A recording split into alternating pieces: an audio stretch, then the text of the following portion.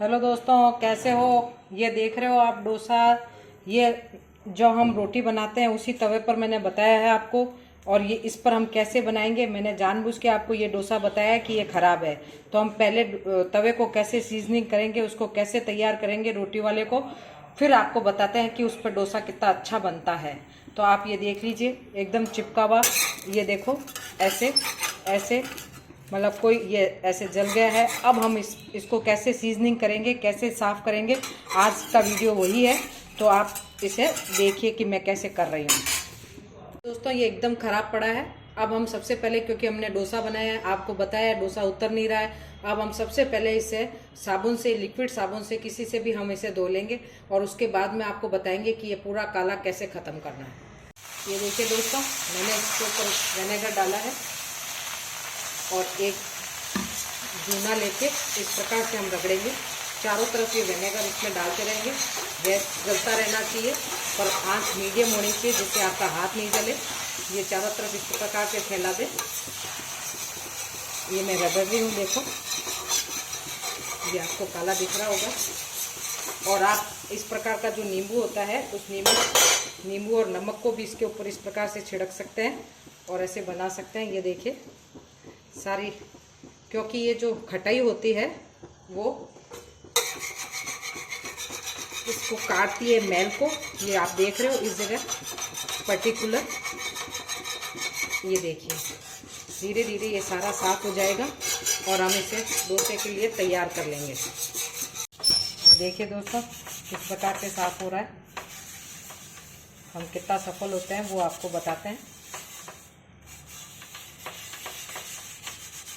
इस पूरी प्रक्रिया में 20 से 25 मिनट लगते हैं, मैं आपको बता दूं। इस स्थिति में अभी गैस ऑन है, इस बात का ध्यान रखें। जैसे जैसे ये गर्म होएगा इसकी मैल उतरती जाएगी।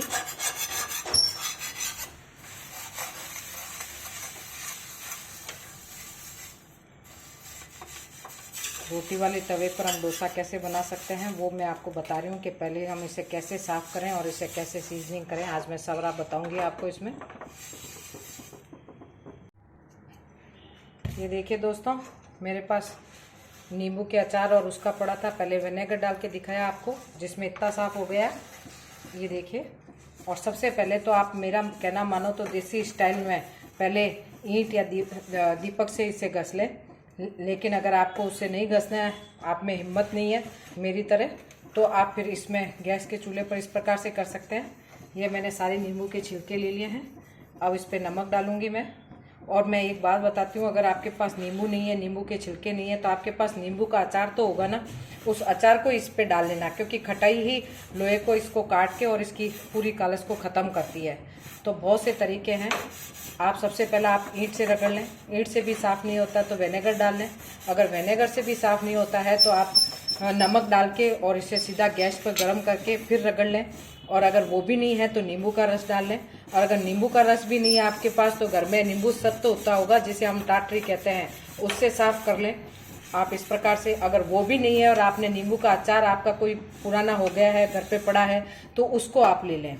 क्योंकि हम अक्सर है ना ऐसे नींबू के अचार से जो पीतल के बर्तन होते हैं उनको साफ़ करते हैं, तो ये तवा लोहे का है वो भी साफ़ हो जाता है। तो ये देखिए गैस ऑन है मेरी और इतना ये साफ़ हो गया। हम कितने सफल होएंगे वो आपको बताते हैं। ये देखिए दोस्तों, काफ़ी हद तक हमने साफ़ कर लिया। ये कितने ख़राब था। अब सब जने आपको ये कहेंगे कि आप अब इस पे तेल लगाइए, ठंडा करिए और डोसा बनाइए। ये नहीं बनेगा, मैं आपको बता दूं। इसके लिए आप सबसे पहले 2 परांठे बनाइए इस पर अच्छा सा तेल डाल के, जब बनेगा। और परांठों में भी आप एक बार ही आटा लगाइए, दोबारा आटा मत लगाइए। अगर दोबारा आटा आपने लगा लिया तो इस तवे पे चिपक जाएगा। तो हम सबसे पहले इस तवे पर थोड़ा सा तेल लगा रहे हैं। ये देखिए,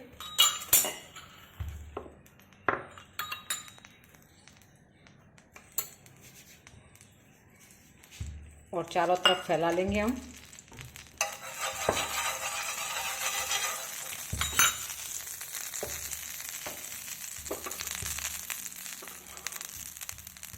ये देखिए, ऐसे किसी भी कोने में तेल रह नहीं जाए। अगर रह गया तो उसमें उस जगह पर काट आ जाएगी और वापस आपका तवा बेकार हो जाएगा। इस बात का विशेष ध्यान रखें। अब मैंने सारी जगह तेल लगा लिया है और सभी लोग आपको ये कहेंगे कि अब आप डोसा बना लो, लेकिन अब आप डोसा मत बनाना। मैंने ऐसे ही देखो एक पराठा ऐसे ही बना लिया है, ये रहा। और अब मैं बिना सूखा आटा लगाए हुए और इस पे भी हम अच्छा तेल लगाएंगे और चारों तरफ घुमाएंगे, फिर ये डोसा बनाने के लिए तैयार होएगा। ये देखिए, और हम इस पराठे से पूरे तवे पर फैलाएंगे तेल, वो देखना। आपको इतना तेल लगा हुआ पराठा पसंद नहीं है तो आप ऐसे करिए कि आप इसे गाय कुत्तों को दे दीजिए। अगर तेल लगा हुआ पराठा अगर आप शनिवार को कुत्तों को देते हैं तो ऐसा कहा जाता है कि घर के सारे कष्ट ख़त्म होते हैं। तो आप ऐसे भी कर सकते हैं, बाकी इसमें खाने में कोई तकलीफ़ नहीं है, आप इसे खा भी सकते हैं। ये आप पे डिपेंड करता है कि आप क्या करना चाहते हैं। ये देखिए, तब तक मैं ये देखिए दूसरा बन रहा है।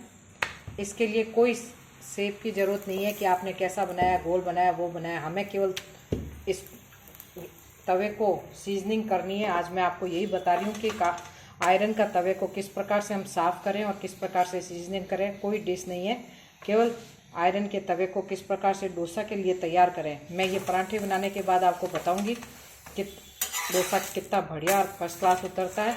लेकिन एक बात का विशेष ध्यान रखें कि मैं किसी प्रकार का कोई वो आपको झूठा वो वादा नहीं करती हूँ। पहला डोसा आपके फिर भी ख़राब होएगा, फिर उसके बाद में जाके दूसरा डोसा सही होएगा। और इसमें भी आप ऐसे करें कि पहले जिस समय आप डोसा फैला रहे हैं उस समय गैस धीमे हो और जब तक ऊपर से कुछ सूख नहीं जाए तब तक तेज़ करें, और जब सूख जाए तो मीडियम कर दें। आयरन के तवे में यही विशेषता है कि आपको अपनी जो फ्लेम है उस पर विशेष ध्यान रखना है। मैं आपको छोटी छोटी बात हर बात डिटेल में बता रही हूँ, जिससे आपके किसी प्रकार का ऐसा ना हो कि आपके डोसा बने नहीं। ये देखिए, मैंने ये दूसरा पराठा भी डाल दिया है और उसके बाद मैं फिर आपको बताऊंगी कि कितना बढ़िया डोसा बनता है। पराठा आपको इस प्रकार से फैलाना है, इस बात का विशेष ध्यान रखें आप। कुछ लोग प्याज से करते हैं, उनका सही होता होगा। हम प्याज नहीं खाते तो हमने आयरन के तवे को इस प्रकार से सीजनिंग की है। ये तरीका रामबाण है, इसमें कभी फेल नहीं होगे आप। इस बात का विशेष ध्यान रखें आप। और मैं तो आपको ये कह रही हूँ, वैसे तो 2 पराठे बनाने के बाद में डोसा बन जाता है, लेकिन अगर आपको फिर भी डाउट है तो एक बार आप बेसन का चीला बना लें तेल डाल के अच्छा, और फिर देखो आपका तवा डोसे के लिए तैयार है। और उसके बाद में एक बार अगर तैयार हो गया तो आप रोटी के लिए दूसरा तवा लें और डोसे के लिए इस प्रकार का तवा जो आपने तैयार किया उसे रख लें। इस पराठे के बाद मैं आपको बताऊंगी कि डोसा किस प्रकार से बनाते हैं। पहला डोसा आपको एकदम छोटा सा बनाना है, उसके बाद में हम फिर बड़ा बनाएंगे। अब ये ऊपर से सूखने लग गया, तब हम इसके अंदर तेल डाल देंगे, ये देखिए साइडों में। और उसके बाद में गैस की फ्लेम को ये देखिए हम मीडियम कर देंगे एकदम, और आराम से सेकते रहेंगे। ये देखिए दोस्तों, इस तवे को हम इस प्रकार से घुमाते रहेंगे। तवे को घुमाना पड़ता है, क्योंकि हमारी गैस की फ्लेम इतनी तेज़ नहीं होती है, वो बीच में तो जल जाती है। तो हम ऐसे घुमा घुमा के इसे हम करते हैं। अब देखिए ये साइडों से उतरने लग गया है, ये देखिए। तो और जब सीखेगा तो मैं आपको बताऊंगी। ये देखिए, ये जो आप कॉर्नर पर देख रहे हैं,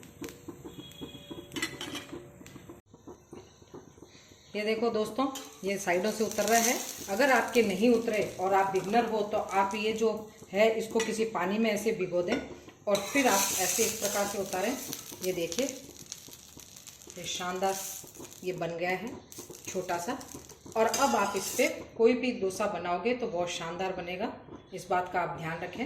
अब मैं आपको दूसरा फैला के दिखाती हूँ। देखिए दोस्तों, ये इस पर देख लें कि ये एकदम ठंडा हो जाए, और ठंडा होते ही तवा हमें गर्म चाहिए, लेकिन ऊपर अभी ये ठंडा हो जाएगा क्योंकि हमने इसको पानी डाला है। अब हम दूसरा इस पर डाल देंगे। एक बार आप प्रैक्टिस करना कि आप छोटे छोटे ही बनावें। अगर आपकी हैबिट बन रही है तो आप फिर बड़े बना सकते हैं। ये देखिए, अब इस समय जिस समय आप डाल रहे हो गैस की फ्लेम एकदम लो है, और अब मैं इसको तेज़ करने जा रही हूँ। और जब ऊपर से ये सूख जाएगा तो फिर हम इसके ऊपर तेल लगाएंगे और फिर वापस गैस की फ्लेम को मीडियम कर देंगे, जब भी आयरन पर डोसा अच्छा सा बनेगा। तो आज वैसे मैंने आपको केवल डोसा कैसे बनता है ये नहीं बताया है, मेरे को तो ये बताना था कि आप रोटी वाले तवे पर ही उसको सीजनिंग कैसे करें। और ये देखिए तब तक बात करते करते ये सूख रहा है, आप देख रहे हो एकदम से। और इसको इस प्रकार से घुमाते भी रहना है, ये देखिए, क्योंकि हमारी गैस की फ्लेम चारों तरफ जाती नहीं है। अब मैंने इसके ऊपर तेल लगाना शुरू किया है। आप इस जगह पर तेल, बटर, घी कुछ भी लगा सकते हैं, ये आपकी इच्छा है कि आप क्या लगाएं। ये देखिए, और अब मैं ये गैस की फ्लेम मीडियम कर रही हूँ। ये देखिए अब ये धीरे धीरे पकता रहेगा। और अब मैंने आपको बताई है कि आप अगर बिगनर हो तो एक पानी की कटोरी लें और जिससे उतार रहे हैं उसको उसमें भिगोएं और फिर उतार लें और आसानी से उतर जाएगा। लेकिन आपका जले नहीं, इसलिए आपको विशेष ध्यान रखना है। डोसा डालते समय डोसा चिपकना चाहिए, और चिपकेगा जब आपकी गैस की फ्लेम एकदम धीरे होगी और जब ऊपर से थोड़ा सूखने लगे तो आप इस पर तेल लगावें और उसके बाद में आप इसे मीडियम कर देवें। और ये धीरे धीरे ऐसे, ये देख रहे हो आप, ये देखो मेरे इधर से उतरना शुरू हो गया। लाल देख रहे हो आप किस प्रकार से लाल आ रही है। अब मैं इसे घुमाऊंगी, ये देखिए। आज मैं बिना किसी कटिंग के आपको पूरा बता रही हूँ, जैसे आप घर पे ही बना लें। जो आयरन पे तवे पे डोसा बनता है वो किसी और पे बनता ही नहीं है। ये देखिए दोस्तों, ये इस प्रकार से उतर रहा है। और नहीं उतरे तो मैंने आपको बताया पानी लगावें और इसमें इस प्रकार से ऐसे ऐसे, ये तरीका है, ये अपने आप उतरने लग गया है। एक दो डोसे आप बनाओगे तो आपको पता चल जाएगा कि आपकी गैस की फ्लेम क्या है क्या नहीं है। और ये देखो नॉन स्टिक से भी बेटर बढ़िया ये डोसा बन गया। आज हमें केवल यही दिखाना था कि आप रोटी वाले तवे को, या ये कहते हैं कि आयरन के तवे को किस प्रकार से आप सीजनिंग कर सकते हैं, उसको कैसे साफ कर सकते हैं और घर पे ही डोसा बना सकते हैं। ये कह के कि हमारे पास तो नॉन स्टिक नहीं है, डोसा नहीं बनेगा, इस मिथ को आप भुला देवें। क्योंकि लोहे के बढ़िया डोसा बनता है, कुरकुरा बनता है। कभी आप एक बार करके देखिए। जो नॉन स्टिक पर हम बनाते हैं वो थोड़ी देर के बाद में एकदम सौगी सा हो जाता है, लेकिन आयरन पे बनाने पर ये सौगी सा नहीं होता एकदम। ये देखिए कितना पतला बना है, आप ये देख सकते हैं, मेरा देखिए। तो वैसे तो मुझे आज आपको यही दिखाना था। अब आप ऐसे करिए कि इसको सीजनिंग का ही बताया मैंने आपको, डोसे का बताया ही नहीं, फिर भी डोसा शानदार बन गया है। ये देखिए आपके सामने बिना किसी कटिंग के। अब आप ऐसे करें, इस कुछ न करें, गैस बंद करें और इस प्रकार से जितना भी इस पे लगा हुआ है इसे धोने की कोई आवश्यकता नहीं है। आपको बस इस पे अगर बनाना हो तो डोसा ही बनाना है। और ये इस प्रकार से ये रोटी वाला तवा, अपने डोसा का तवा तैयार हो गया। ये जो मेरे आज मैंने आपको ये बताया है कि लोहे का तवा किस प्रकार से सीजनिंग करें, कैसे उसको साफ़ करें। मैंने उसको साफ़ करना, फिर सीजनिंग करना, फिर बहुत से लोग आपको बताएंगे कि प्याज को या आलू को इस प्रकार से करके आप तैयार कर लो। लेकिन मेरा ये मानना है आप बिना सूखा आटा लगाए पहले इस पर 2-3 पराठे बना लो और उसके बाद में आप इस पर, उसको धोना नहीं है, उसके बाद में भी चिकना पड़ा है, और उसके बाद में आप इसके ऊपर डोसा डालें तो डोसा बहुत शानदार बन जाएगा। और अगर आप बिगनर हो तो ये बात, इस बात का ध्यान रखें कि ये इस प्रकार से गीला किया और इसको यहाँ से उतार लें। और दूसरा बात, जिस समय आप डोसा फैला रहे हो उस समय गैस एकदम धीरी होनी चाहिए, और तवा है जो एक बार गर्म करके पानी के छींटे मार लो और उसके बाद तुरंत इससे तेज कर दो। और जब तक ऊपर की परत सूखी सूखी सी नहीं लगे तब तक तेज रखें। और फिर साइडों में आप इसमें तेल डाल दें और फिर आप इसको मीडियम कर दें, और फिर देखें आपका डोसा कितना शानदार बनता है। मुझे लगता है कि मैंने आपको एक एक पॉइंट बता दिया है, तवे को कैसे साफ करना है, तवे को कैसे सीजनिंग करना है। तो आप लोहे के तवे पर डोसा बना के बताइए, देखिए कैसे बना है और मुझे कमेंट्स करिए। धन्यवाद।